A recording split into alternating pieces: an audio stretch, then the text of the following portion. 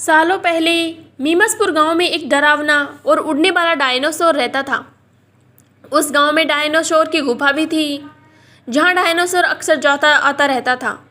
वह डायनासोर इतना खतरनाक था कि उसके मुंह से आग भी निकलती थी। हर महीने वो डायनासोर गांव में उड़ते हुए मुंह से आग निकालकर गांव के कई घरों को जला देता था। ऐसे ही हर महीने गांव के कई घर और खेत जलकर राख हो जाते हैं। हर तरफ एक डायनासोर का डर था। अपने गांव के लोगों को इतना परेशान देखकर राजा ने उस डायनासोर को मारने का फैसला लिया। उन्होंने उसकी गुफा में 10 से 12 सैनिक भेजे। कुछ सैनिकों ने भी जैसे ही डायनासोर पर चाकू से हमला किया तो वैसे ही डायनासोर नींद से जाग गया और सारे सैनिकों को मार दिया।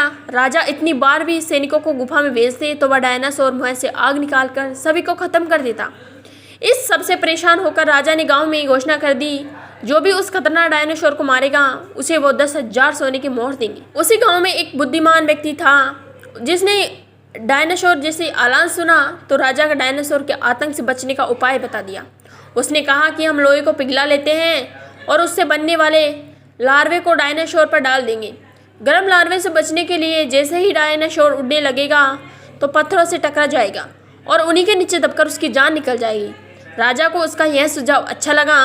उन्होंने अपने सैनिकों को कहकर तुरंत लार्वा तैयार करवाया और सैनिकों के साथ डायनासोर की गुफा में पहुंच गए। फिर ठीक वैसा ही किया जैसा उस बुद्धिमान व्यक्ति ने राजा को करने के लिए कहा था। डायनासोर लार्वा जैसे ही गिरा तो वो इधर उधर देखने बिना झटके से उड़ने लगा और गुफा से टकरा गया। इसी बीच गुफा के ऊपर के पत्थर ऊपर गिरने लगे और वो उन्हीं के नीचे दबकर मर गया।